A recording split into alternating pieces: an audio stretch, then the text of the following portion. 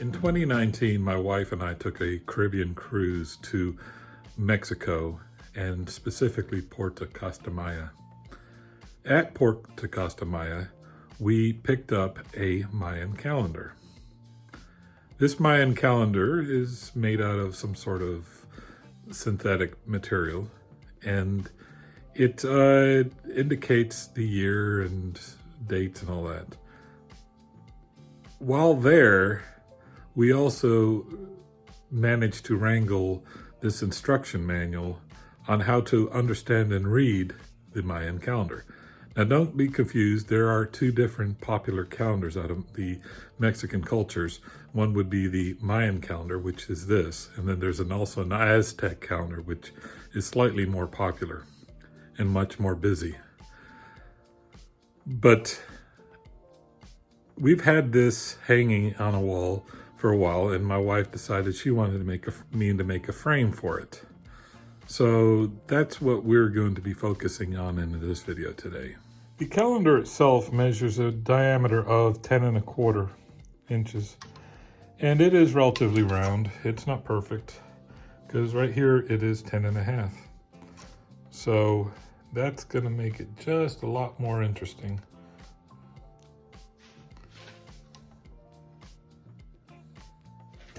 We'll see how well that works. The piece of paper is 11½ by 9, and that's because we had it laminated to protect it.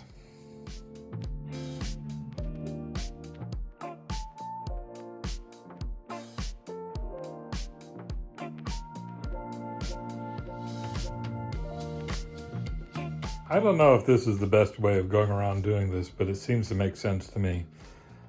This way I can cut the pieces and waste less wood and get the right shape. The actual important part is that these cuts are straight, in my thought. It's less important that they're precisely at a specific angle. We'll see how this works out later. Who knows, I might be wasting a lot of wood after all.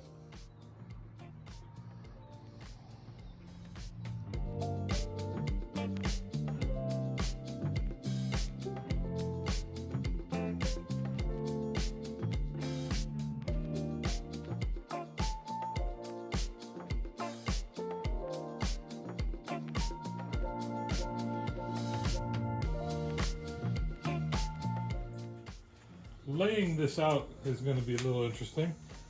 I want the outside edge to be end grain, so then it will be like a starburst with the grain.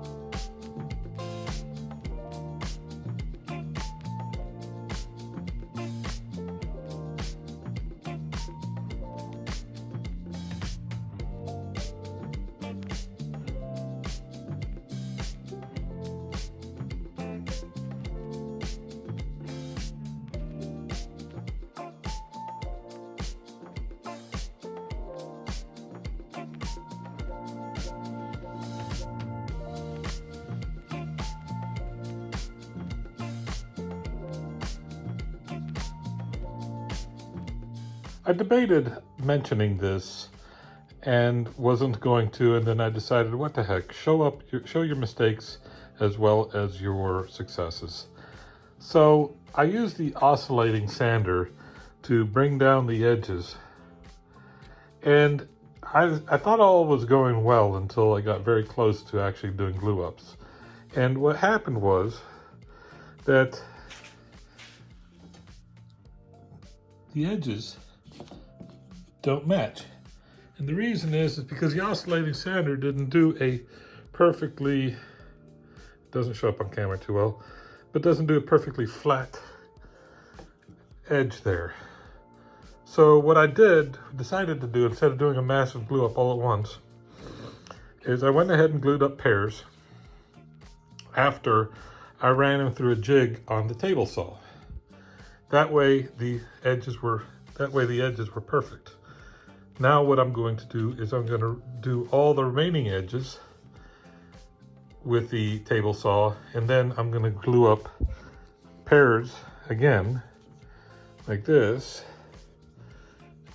and then let that dry for an hour or two, and then do a final glue up of halves, and then I will have two halves done. And then once that's done, then I will ensure that they fit nicely, and if they don't, I'll make adjustments at that point.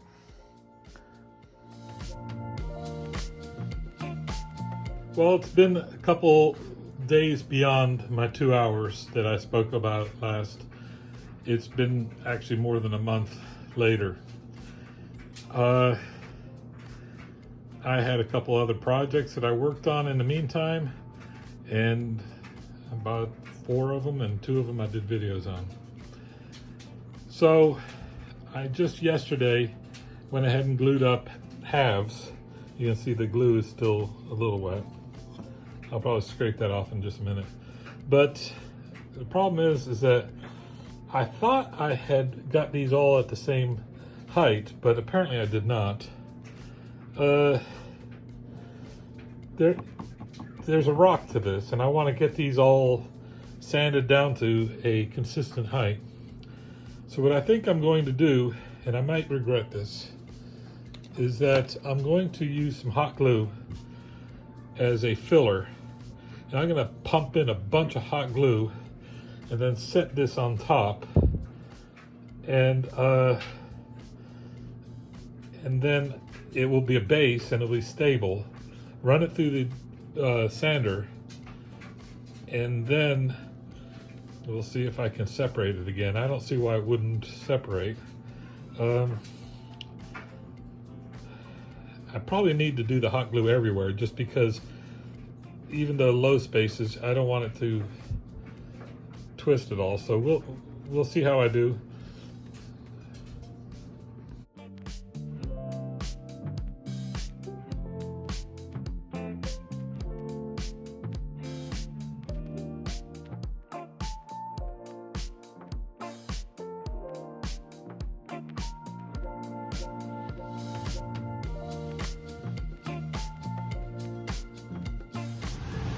All right, this one came off nice and easy. Something to be said about not cleaning completely. Ooh, that came off easy too. All right, that worked out pretty well. Now sand this side.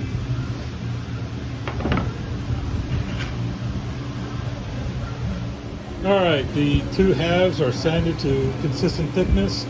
Now I need to make this line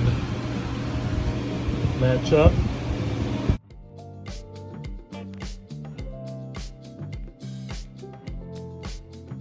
All right, that took about 10 tries. So what I ended up doing, it now fits in this template. So what I did was I got a second piece of plywood and I pin nailed the template onto the piece of plywood. Then I trimmed out using a flush trim bit, and then I used that dado bit and cut a notch. Now it didn't fit the first try, so I marked the top, right? And then I sanded away where it was sitting tight. And then I used the dado bit, and then I tried it again. It took about 10 tries, go back and forth. I didn't want to take too much off, so I just tried again and tried again. Now, since I left the template on, this template is just right. So what I'm going to do is I'm going to go ahead and remove the template, attach it to my frame blank over here, and do the same exact thing I did with this piece of plywood. Of course, now this piece of plywood is no longer necessary.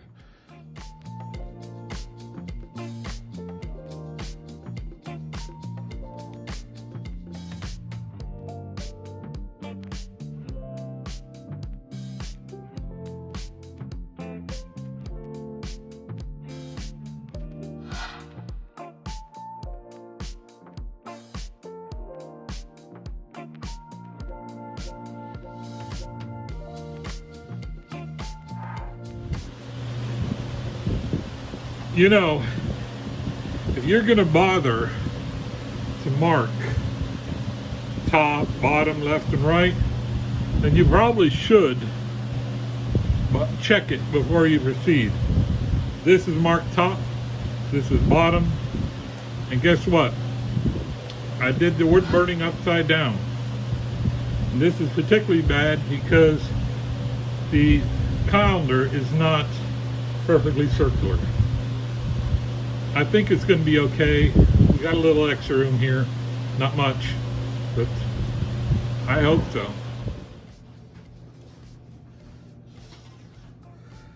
Cutting plexiglass is very similar to cutting glass. There's a special tool, and this is it. It's got a sharp bit here, and what you do is that you just drag it over your plexiglass. So I already marked where I'm going to cut, make my cut, and then all we do is drag it across, and once that's done, you can just, there you go. Plexiglass is cut to size.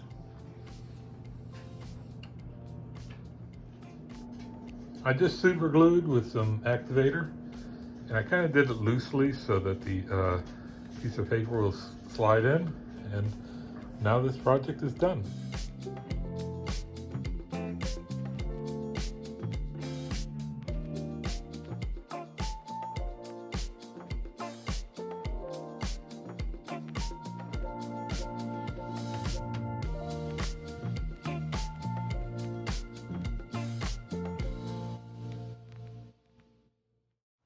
Finally, just remember, after every woodworking project, you should always count your fingers. You end with 10, good job.